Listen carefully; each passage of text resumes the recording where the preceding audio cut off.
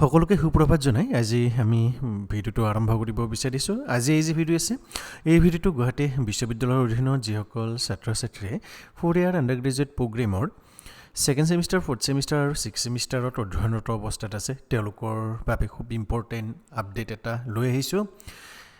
কাৰণ এই যে ভিডিও আছে এই ভিডিওটোত আমি আলোচনা কৰিম যে গুৱাহাটী বিশ্ববিদ্যালয়ে তেওঁলোকক ছেকেণ্ড, ফৰ্থ আৰু ছিক্স ছেমিষ্টাৰত কি ছাবজেক্ট বা কি কোৰ্চ পঢ়িবৰ কাৰণে অফাৰ কৰিছে।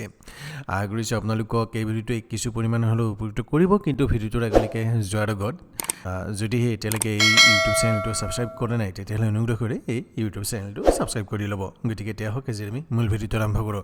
এতিয়া চাওক যিকেইখন নটিফিকেশ্যন দিছিলে গুৱাহাটী বিশ্ববিদ্যালয়ে সেইকেইখন মই ইতিমধ্যে ডাউনলোড কৰি থৈ দিছোঁ। আপোনালোকক যি লিংক আছে লিংকটো মই ডেছক্ৰিপশ্যন বক্সত দি থৈ দিম। তাৰ পৰা গৈ PDF ফাইলকেইটা ডাউনলোড কৰি এবাৰ চেক কৰি ল'ব পাৰিব। যি কি নহওক প্ৰথমতে আমি যি ছেকেণ্ড ছেমিষ্টাৰ আছে ছেকেণ্ড ছেমিষ্টাৰলৈকে আহিব বিচাৰিছোঁ। এই যে ছেকেণ্ড ছেমিষ্টাৰ আছে ছেকেণ্ড ছেমিষ্টাৰত আপোনালোকে জানে যে ছাত্ৰ ছাত্ৰীসকলৰ বিভিন্ন ধৰণৰ কোৰ্চ থাকে। প্ৰথম যিটো আছিলে সেইটো হৈছিলে এবিলিটি এনহেঞ্চমেণ্ট কোৰ্চ, যাক আমি চমুকৈ AEC বুলি কওঁ। আৰু AEC যি ছেকেণ্ড ছেমিষ্টাৰৰ ছাত্ৰ ছাত্ৰীসকল আছে তেওঁলোকে ইংলিছ কমিউনিকেশ্যন পঢ়িব লাগিব। ইয়াত কোনো ধৰণৰ অপশ্যন দিয়া হোৱা নাই।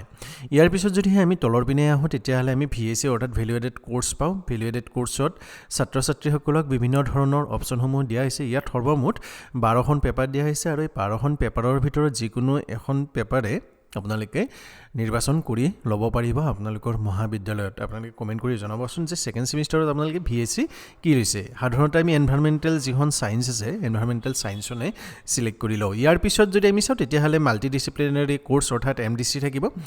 MDCটো আপোনালোকৰ ইয়াত সৰ্বমুঠ 9টা অপশ্যন দিয়া হৈছে আৰু এই 9টা অপশ্যনৰ ভিতৰত যিসমূহ মহাবিদ্যালয় আছে মহাবিদ্যালয়সমূহে বিভিন্ন ধৰণৰ পেপাৰসমূহ আপোনালোকক অফাৰ কৰা হয়। আপোনালোকক কি অফাৰ কৰিছে এবাৰ কমেণ্ট বক্সত জনাবলৈ নাপাহৰিব। ইয়াৰ পিছত আমি আহিলোঁ স্কিললৈকে। স্কিলটো আপোনালোকক কি হয় মেজৰ অৰিয়েণ্টেড হয়, অৰ্থাৎ আপুনি যিটো ছাবজেক্টত মেজৰ লৈছে সেই মেজৰৰ লগত ৰিলেটেডে স্কিল ল'ব লাগিব। যেনে ইয়াত আপোনালোকৰ জিঅ'গ্ৰাফী যদি লয় তেতিয়াহ'লে আপোনালোকে ছেকেণ্ড ছেমিষ্টাৰত যিটো স্কিল আছে data collection, analysis and mapping, mainly এইটো আমাৰ যিটো ছাৰ্ভেইং টেকনিক্স আছিলে সেই ছাৰ্ভেইং টেকনিক্সৰ ওপৰত দিয়া হৈছে।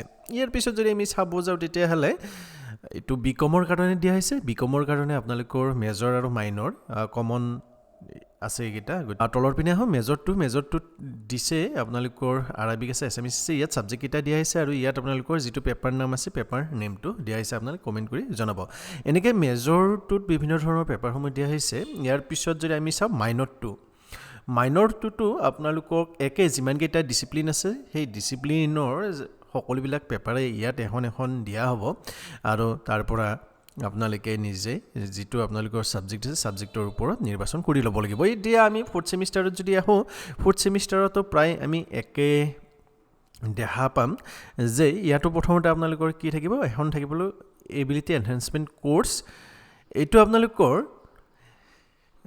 ইয়াত অপশ্যন দিছে, মই যিমান দূৰ দেখিব পাৰিছোঁ ইয়াত অপশ্যন দিছে 7টাৰ ভিতৰত যিকোনো এটা ছাবজেক্ট ল'ব পাৰিব। সাধাৰণতে কিছুমানে নিকা অসমীয়া ভাষাটোৱেই লোৱা দেখা যায় বা ইংলিছ যদি হয় ৰাইটিং এণ্ড কমিউনিকেশ্যন স্কিল লোৱা পৰিলক্ষিত হয়। তাৰপিছতো বিভিন্ন ধৰণৰ ছাত্ৰ ছাত্ৰীসকলে নিজৰ সুবিধা অনুযায়ী এটা নিৰ্বাচন কৰি লোৱাটো পৰিলক্ষিত হয়। তাৰপিছত ইয়াত আছে আপোনালোকৰ 4 ইয়াৰ BCom fourth semester paper details. ইয়াত বিভিন্ন ধৰণৰ অপশ্যনসমূহ দিয়া হৈছে আৰু এই অপশ্যনসমূহৰ পৰা আপোনালোকে যিকোনো এটা নিৰ্বাচন কৰি ল'ব পাৰিব। মেজৰত আপোনালোকৰ যিটো ফাৰ্ষ্ট পেপাৰ আছে মই আকৌ এবাৰ কৈছোঁ ডিচিপ্লিন অৰ্থাৎ আমি যিটো ডিপাৰ্টমেণ্ট বুলি কওঁ ডিপাৰ্টমেণ্ট ৱাইজত এখন পেপাৰ দিয়া হ'ব। ইয়াৰ পৰা নিশ্চয় আপোনালোকে এটা ছিলেক্ট কৰিব পাৰিব। তাৰপিছত আপোনালোকে জানেনে ছেকেণ্ড পেপাৰো থাকে। গতিকে ছেকেণ্ড পেপাৰটো একেই হয়, আপোনালোকৰ ছাবজেক্ট বা ডিপাৰ্টমেণ্ট ৱাইজ যিটো অপশ্যন ইয়াত দিয়া হৈছে সেইটো ল'ব পাৰিব। এনেকৈ আপোনালোকে এইখন ছিলেক্ট কৰিলে, ছিলেক্ট কৰাৰ পিছত আপোনালোকৰ থাৰ্ড পেপাৰ এনেকৈ আপোনালোকে এইটো ফাইল চাই ল'লে বুজি পাব। নিশ্চয় নিজে কমেণ্ট কৰি জনাবলৈ নাপাহৰিব যে কোনকেইটা ছাবজেক্ট আপোনালোকৰ মেজৰ লৈছে। যি কি নহওক যোৱাবাৰ কিবা কাৰণত মই ইম্পৰ্টেণ্ট কুৱেশ্যন ছিৰিজটো আনিব নোৱাৰিলোঁ, তাৰ বাবে ক্ষমা প্ৰাৰ্থী। এইবাৰ কিন্তু আনিম ছেকেণ্ড ছেমিষ্টাৰ, ফৰ্থ ছেমিষ্টাৰ আৰু ছিক্স ছেমিষ্টাৰৰ বাবে। এতিয়াতে আপোনালোকে কমেণ্ট কৰি জনাবলৈ নাপাহৰিব আপোনাৰ ছাবজেক্ট বা পেপাৰ কি আছে।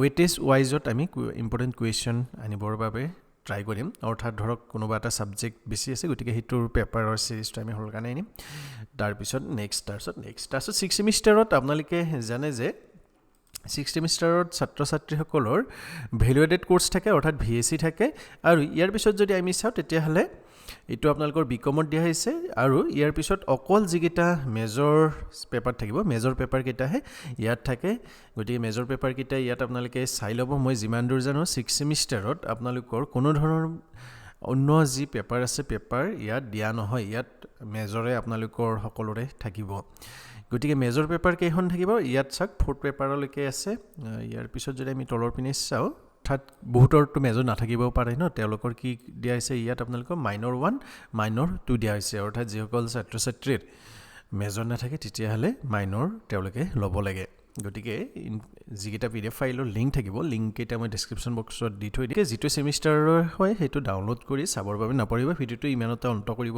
বিচাৰিছোঁ ভিডিঅ'টো যদি ভাল পাইছে লাইক কৰিব চেনেলটো ছাবস্ক্ৰাইব কৰা নাই যদি ছাবস্ক্ৰাইব কৰিব আৰু এই ভিডিঅ'টো যিমান পাৰে সিমান শ্বেয়াৰ কৰিব